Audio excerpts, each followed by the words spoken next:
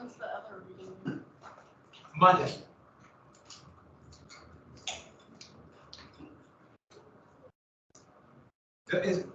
We good then? Who else needs? Anybody else need a bookmark? Okay, let's say you're gone. Whenever I get have copies, I'm putting extra. I just throw them on the side.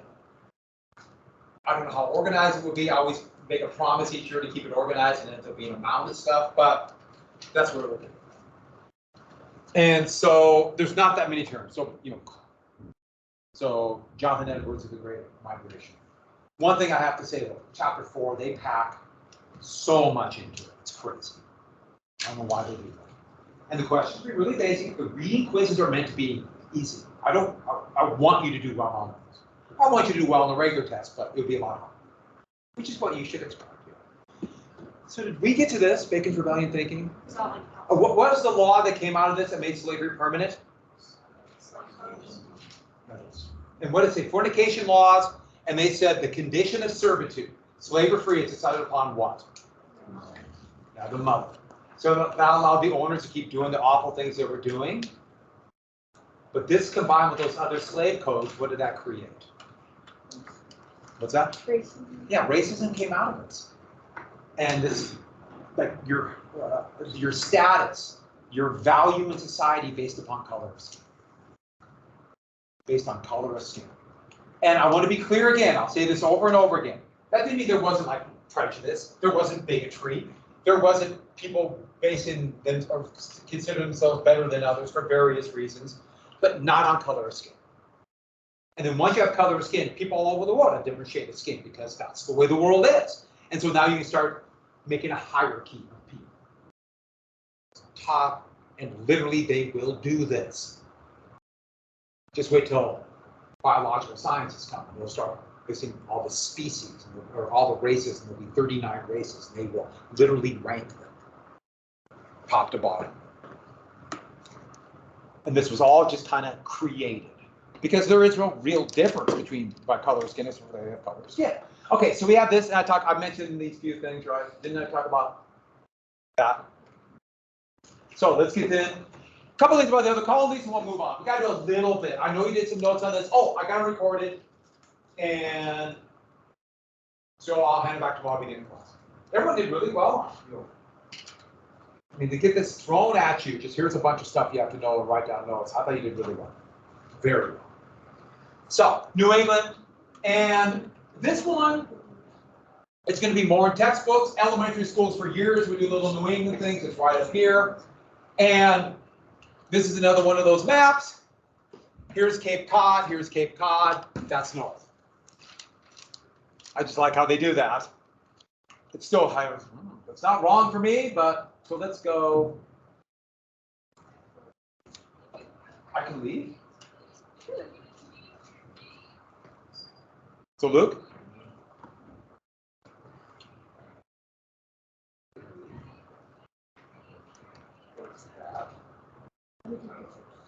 Okay. Also,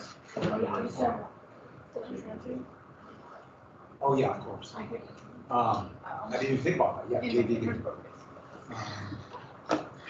I'm going to do a little bit of those documents. I'm just going to do it tomorrow. And so just look for mine. I'll do the same process. I like the shirt. I'm a very big details fan. And I like In and Out Burger too. So now I'm hungry again. Who else is hungry now? Me.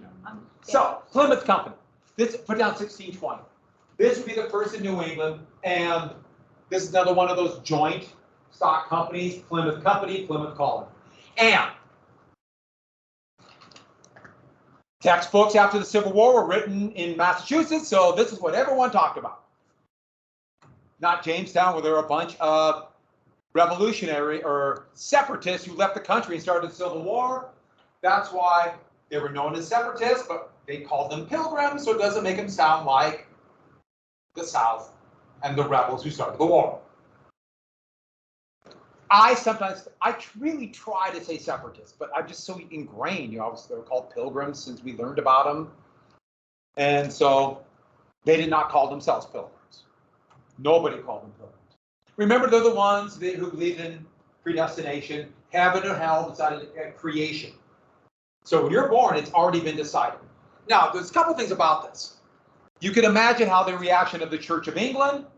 Church of England, in England, that's called Anglican Church. In the United States, Anglican that's the Episcopalian Church. That big brick church by Women's Park, that's the Episcopalian Church. And they're very, very, very similar to Catholicism. If you go to an Episcopalian service, they're close. Not completely, but close.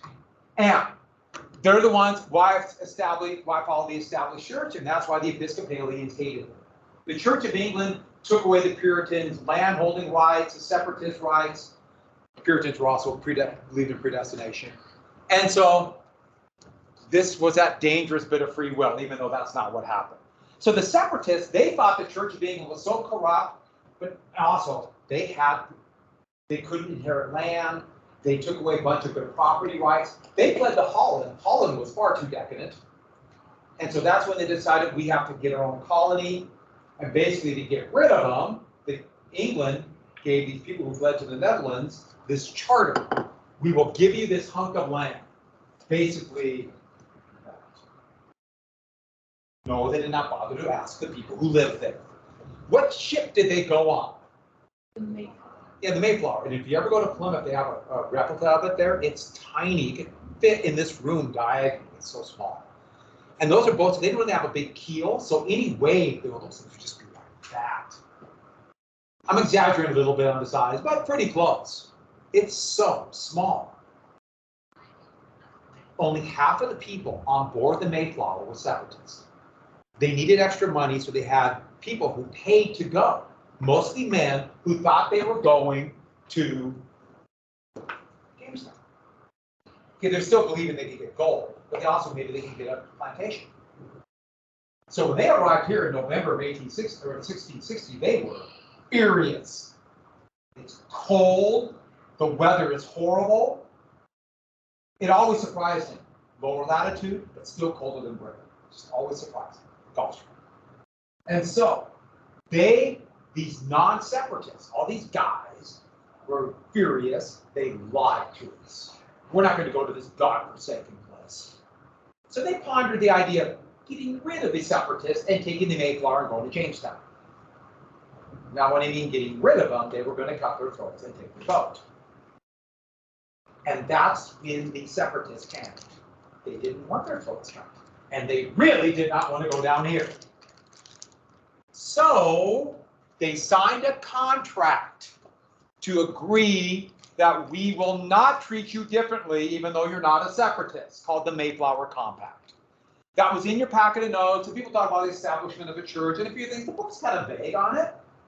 But it was basically saying, even if you're not a separatist, you will be equal. Let me rephrase that. If you're a male non-separatist, you'll be equal to the male separatist. This is still 1620. Men, women are not equal, according to them. That's why so many ran away to tribes. And they signed this.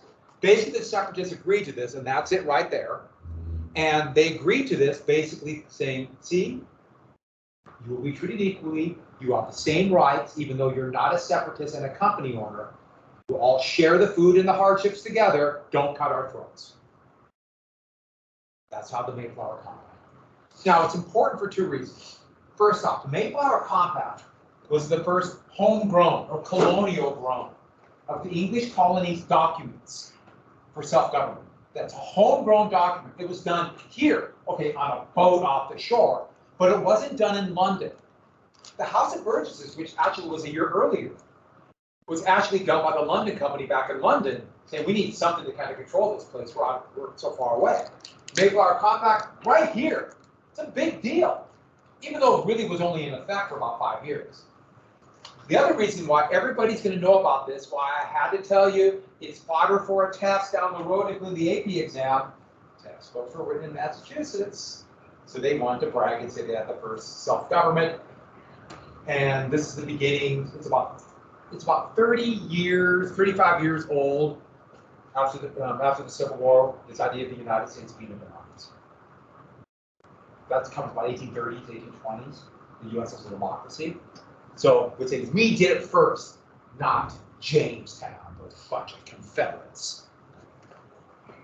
And so with that, a couple of things came out of this. Has anyone ever heard, okay, when I was in elementary school, and I know they still have this, it used to be in our textbook, there was a Wampanoag tribal member by the name of Tisquanto, but everybody called them, and this is what I did in elementary school, Squanto. Has anyone heard of Squanto?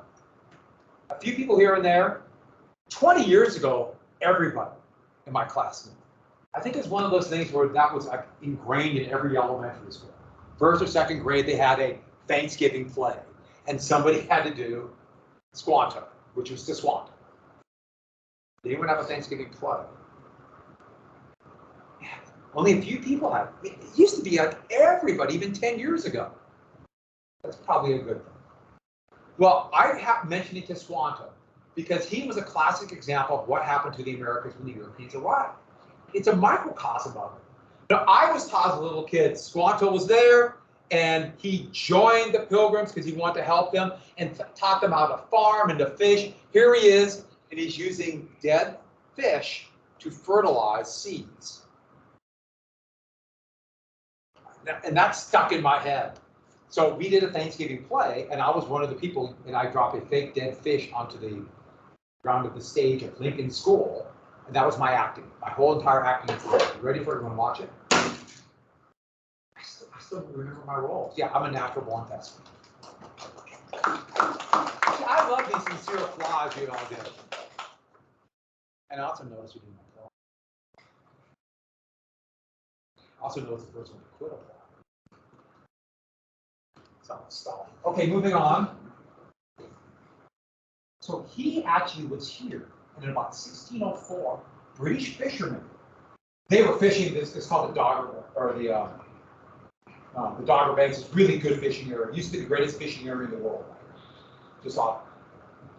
It's been off. It's 20th century. But they would stop here, dry their fish, get provisions, and also do a little slave hunting. He was captured as a slave, brought back to England, sold. He actually was sold in England, then sold to someone in Spain, and sold to someone back in England. And eventually was bought by a separatist. And they made him a deal. We'll give you your freedom if you go back and scout out a place for us. So he went back here 8 months earlier on another fishing boat.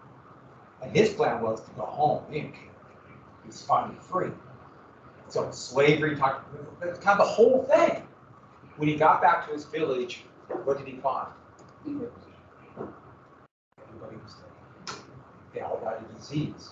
Probably from the same fisherman that captured him. He's all alone. And then the Pilgrims are there. So he's riding with him. So that's a pretty good microcosm. And it's been kind of the myth of America that the Pilgrims would do. The Pilgrims on purpose would do the first Thanksgiving. And people still talk about that. And here's the thing. Every agricultural society, and this goes back to ancient Syria, ancient Turkey, 7,000 or 8,000 years ago. If they're agricultural, they have a harvest. When the harvest is picked, they have a celebration. They also know winter's coming, so it's kind of our last big flint. So that was the autumn harvest festival called Thanksgiving. Almost everyone had some kind of festival all around the world. And so when they had this Thanksgiving festival, which actually did happen, and yes, some neighboring Wampanoags joined them, it was more like this joint thing because the tribal members did it too, even though they had been devastated by disease. It was not new. I should add the Pilgrims did not wear all black. They did not have big buckles, but not big hats. We saw that? No. That was all made up. But why? But it's going to come ingrained that the Pilgrims had the first Thanksgiving. I guess it's mostly the Easter bat. No. Another Civil War story. After the Battle of Gettysburg, first few days of July 1863, this horrible battle in Pennsylvania, the United States won that battle. So Abraham Lincoln, in November of 1863, was going to, he and others were going to dedicate the cemetery at Gettysburg, right here, Union Cemetery, massive cemetery, the biggest battle that ever happened in the Northern Hemisphere. I mean in the Western Hemisphere. And it's in November. And so it was common to announce a day of Thanksgiving. It's kind of like the Autumn Festival, a day to recognize something. So we announced a day of Thanksgiving to remember the great victory of the United States in the Battle of Gettysburg and dedicate the cemetery. It was in the third week of November of 1863. That's why Thanksgiving is in November, which is not normally harvest time. So it just became kind of tradition. The next year, Lincoln was just reelected. The United States might win. It's going to look like they're going to win the Civil War. They did another one. It became a national holiday. After the Civil War, all the textbooks were written here, and so they wanted to take credit for it. So this is Thanksgiving was a United States holiday, not a Southern holiday first, and we did it first in Massachusetts. That's what. There's about 2 little stories about myths of Plymouth. Oh, did I tell you about Plymouth Rock? Have you heard of Plymouth Rock? They got off the boat. There they are getting off the boat at Plymouth Rock. So after all this stuff about the Pilgrims, and people started actually going to Plymouth, and whoever been being this sleepy little fishing village that was kind of dying, to this little tourist trap, which it is now, really touristy town. It's neat. I would go there still. As there were more traffic, more people, the tides uncovered this big rock. And so they made it the story that the Pilgrims got off their boat and walked on this rock. And they dubbed it Plymouth Rock, and they built this big monument around it. And people go and take pictures of themselves with the rock, and it's a Plymouth 1620 on the rock, purely made. It's about 1880 when that rock appeared. So a good little bit of historical fiction, like have you heard of Liberty Bell? I'll tell you about that one too, purely made up. There is a bell. There is a bell. Okay, so it would be absorbed in the Massachusetts Bay Colony about 20 years later. Massachusetts Bay, I didn't put the years, I put down 1630. And these were Puritans who were also separatists, also believed in predestination. And they had a company, and the stock ownership were by Puritans. And Puritans wanted to purify the Church of England. They didn't fully want to separate. They thought we could convince them to become more in the belief of predestination. But there's a new king of England, Charles I, who was pro-Catholic, is not strong enough. He was secretly Catholic in a Protestant country. And so 1630s, a lot of Puritans felt they had to leave. And so they got a charter for this for the British government because they wanted to get rid of them. So they went and started the city of Boston, north of Plymouth. Pretty good harbor city. Salem was right next to another good harbor city. And all through the 1630s, to escape this Catholic King Charles I, thousands of Puritans followed to Boston. And so this huge influx of population. And William Bradford's separatist. John Winthrop is one of the leading Puritans. And he would announce as more and more people came into Boston, Boston's really hilly, so that was part of it. But this has another illusion. The O and the P. Say O, and there should be a P. This would become a city on the hill, meaning the center of, or this heavenly city with the Puritans who are blessed. They have been chosen to go to heaven. They will form this perfect Christian Puritan community and not tainted by Catholics or Anglicans or Quakers or any other Christians and or any other religion. So it form a city on a hill. And this idea is we'll be above the mass and closer to heaven, a heavenly city. And two things. First off, John Calvin, who started predestination, he did a city, he tried this in a place called Geneva. Geneva, you know what country Geneva is in today? And turned into a really repressive community. If you know about European history, you might remember Geneva. But also,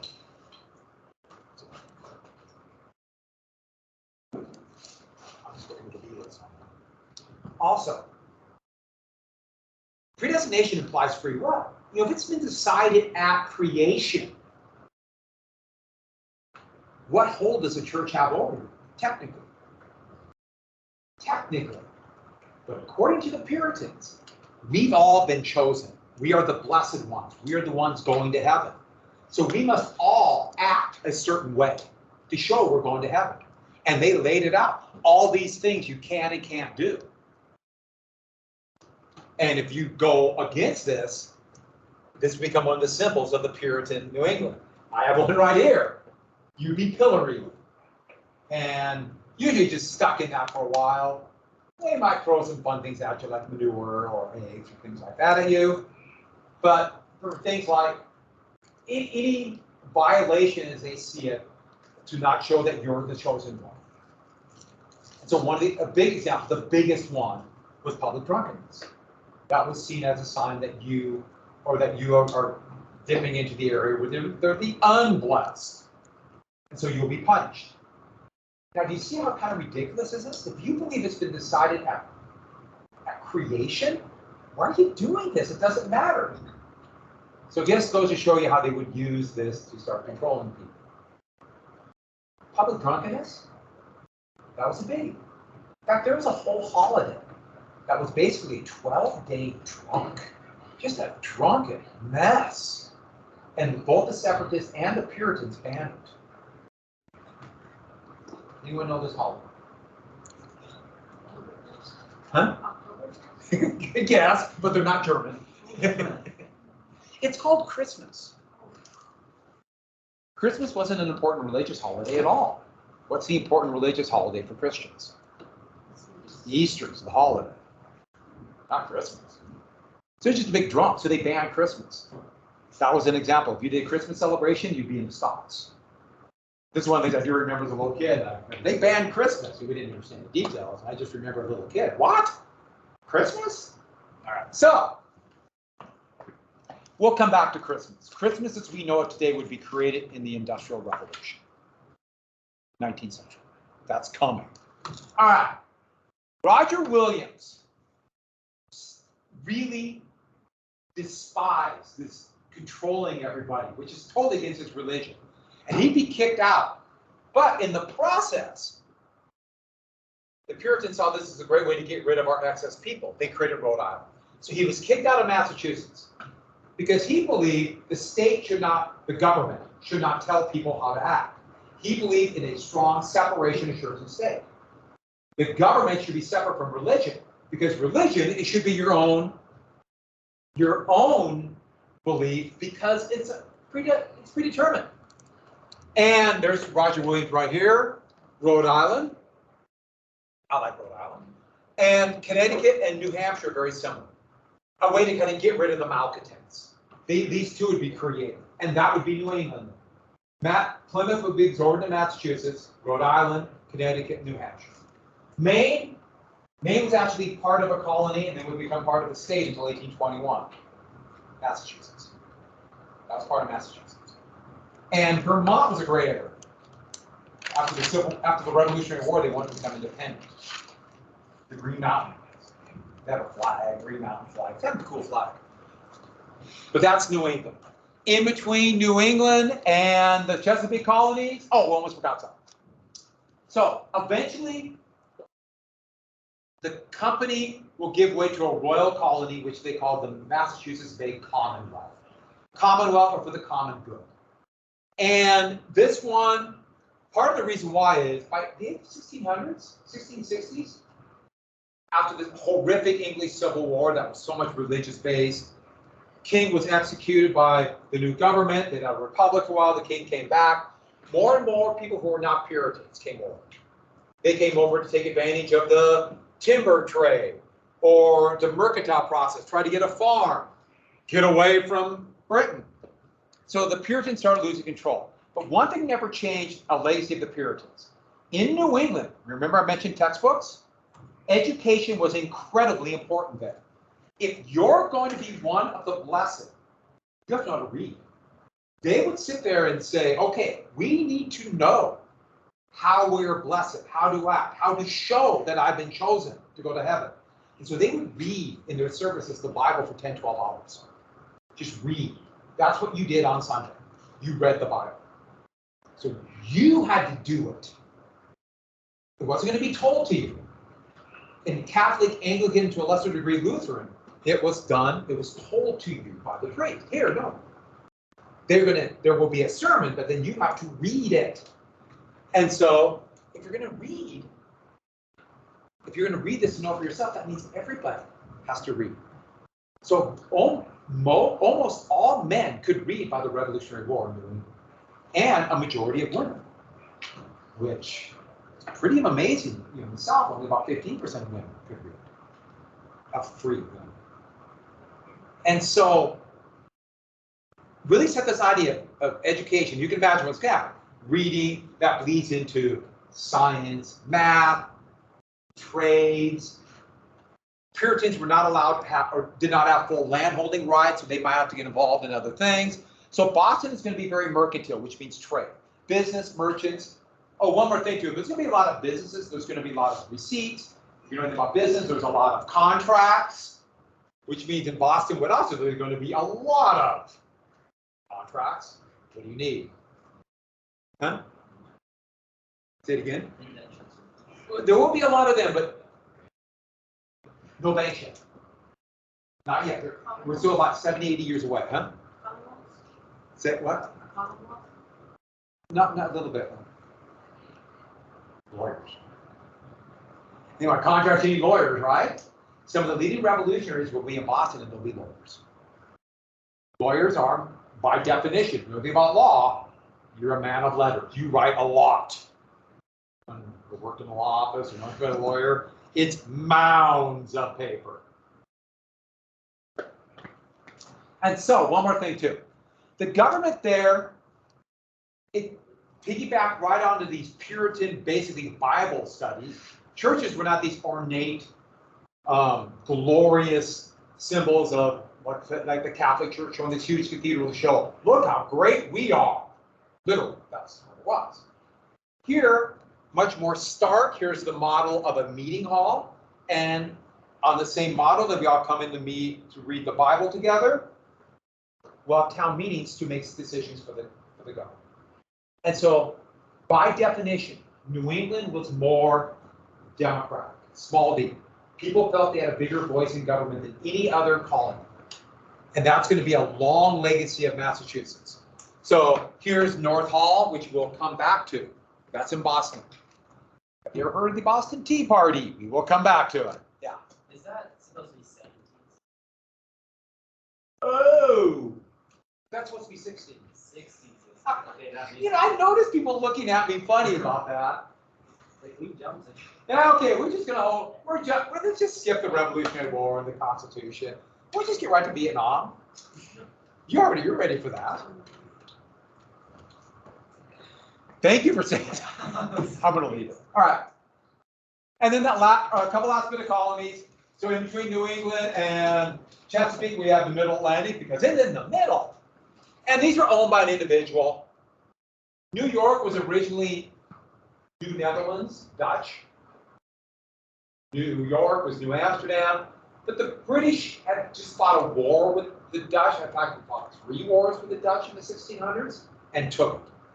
So thus, it was given to the Duke of York, New York.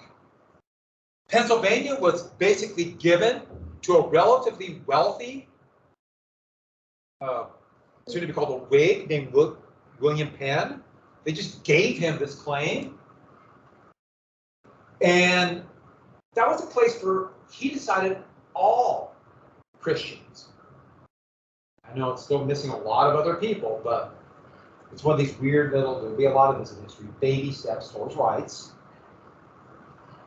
For all religions, all Christian religions, but the big one was he was a member of the Society of Friends, a pacifist Protestant religion that in the middle of kind of religious ecstasy, they would start to shake and move, quake. So they were mocked as Quakers. Well, they soon adopted the name. Okay, we'll take it. They took an insult to men into their name. Have you ever heard of the term Yankee? That was originally an insult. And they said, okay, we'll be the Yankees. What the heck? For the Revolutionary War. New Jersey was another one given. And part of that was given so Pennsylvania would not have access to the sea. Didn't quite work. The Delaware River is really big.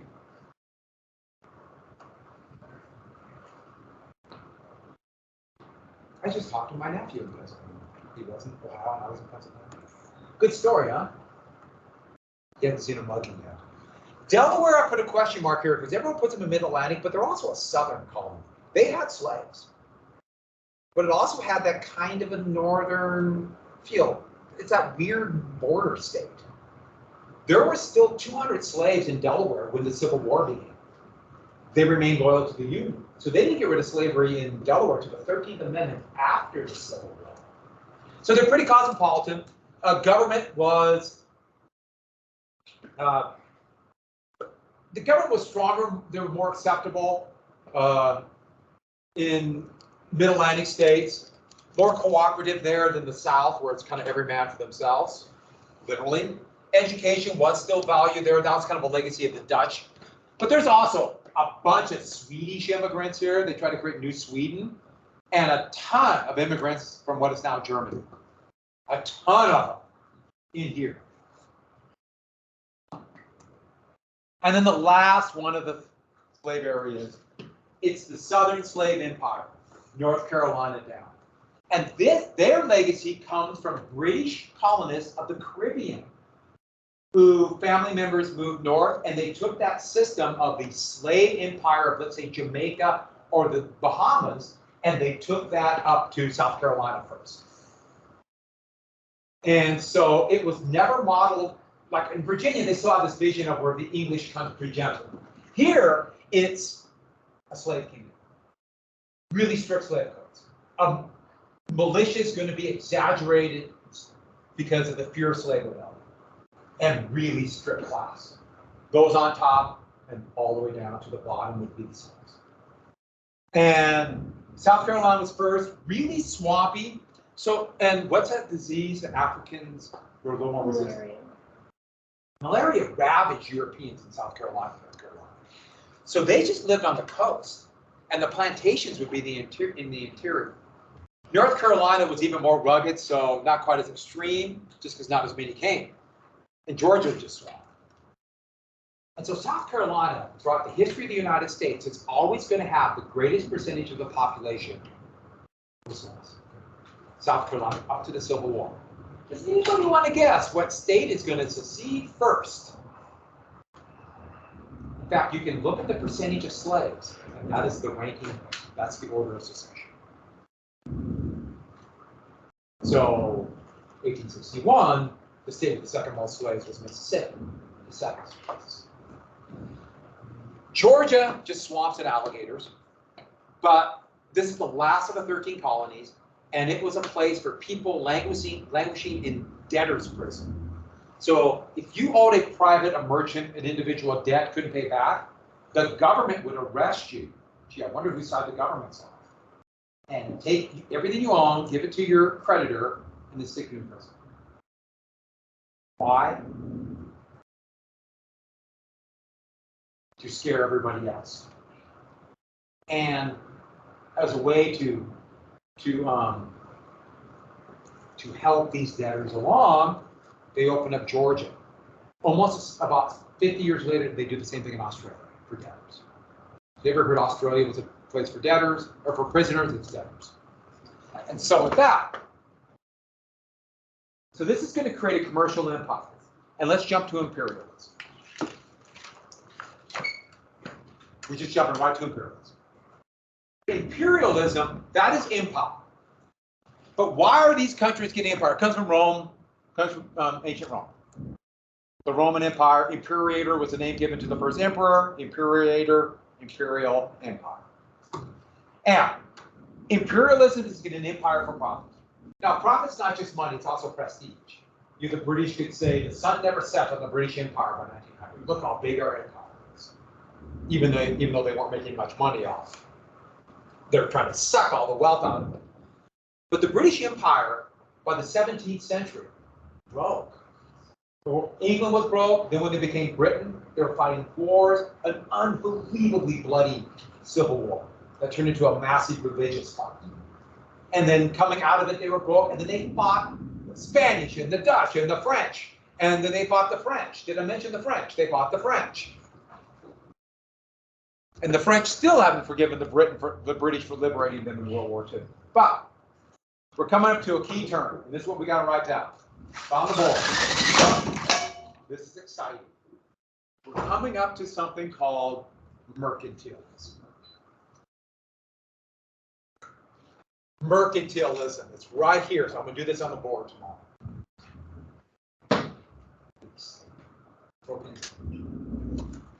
Mercantilism, and this is going to be the economic system of the British. And so, what we're talking about here, last two things you have to write down. We're talking about the system of the mother country, Britain. And what do they want? Huh? And money, the money that everybody accepts. Gold. The problem is there's only so much gold. If Britain gets more gold, that means you're taking away gold from somebody else. There's really not going to be many gold strikes. And on that happy note, everybody summit. Looks like a nice day out here. Hmm? I haven't looked. If you look carefully, has anyone ever seen a howler monkey? Huh? In your dream? The first time I ever saw a howler monkey in a tree, I thought it was a black lab. That's what my mind said. Why is there a black lab in the tree? It's a howler monkey. Yes, I have. Good. It's ridiculous. Everybody needs to know about it. Yeah. Some people aren't cool enough, but I can. Have a good day, everybody.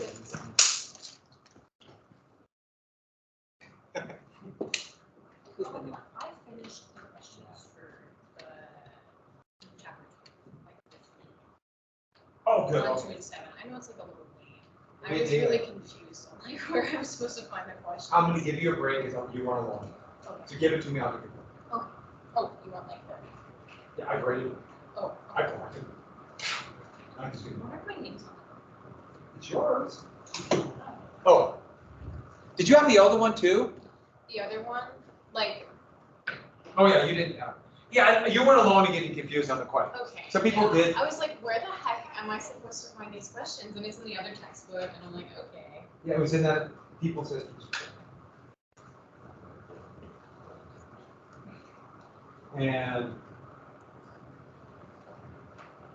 yeah, you weren't alone. Some people thought it was you know, questions for you were going to watch in that packet. Oh. And they go, the book had nothing to do with these questions. Yeah. Yeah, I tried to read out of the Big America textbook. Yeah, and that messed you up. I was like, I mean, I read the pages, but like, I don't know where the questions are. And then you get the last page and they all. Yeah. Now, I'll give you, I believe you. I'm not going to mark them right this time. Since you especially weren't the only one Yeah. who made that mistake. Me and my friends out there for like, I was just like, you messaged Mr. Bertrand, and I'm like, I tried. Oh, you did? Yeah, you did answer me. You told me it was like my next book or whatever, but I was, we were just sitting there for hours. Oh, I just remember I got checking your book, teams, yeah. Yeah. Oh, I was like, so sorry. I was like, I don't know where these questions are, so And then once you saw them, they were like, oh, yeah. see you tomorrow. Yeah.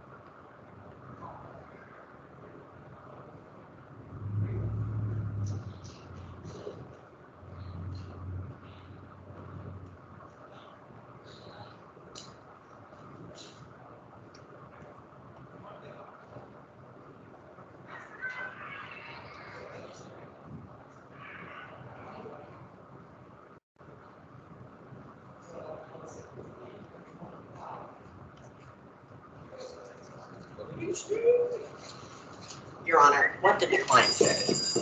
I had one of those, and then it turned like black. One of those bites. got so it turned like jet black. Hold on, there's tape right here. I'm just gonna make sure it looks kosher. Sorry, sir, but we cannot accept this bill. Dude, can you here? I want you to come help me. You gotta get this.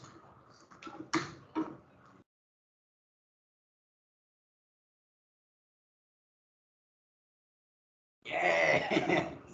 Okay, that doesn't look too terrible actually. It's fine. Yeah.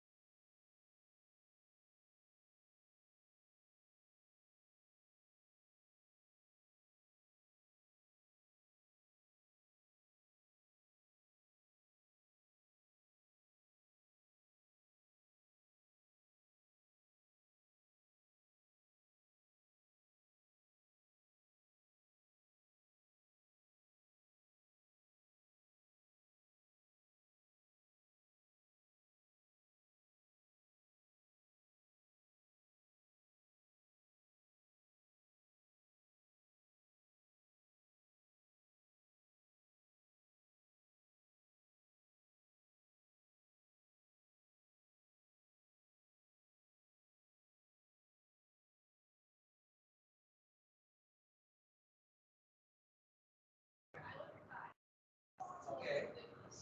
But, yeah, I'm sure you would have done fine on it, but I also understand. I have like so much homework for all my other classes, and then I don't get home till like 10 o'clock at night, and it's slow. I know, and that's the good about your junior year, everything comes at once. Yeah. It's a little bit overwhelming. Okay. There you go. Thank you so much. This Not all much your- in there. All your recycling? Yeah, that's about it for today. Alrighty. I promise there'll be more. Okay. I don't know if that's a good promise.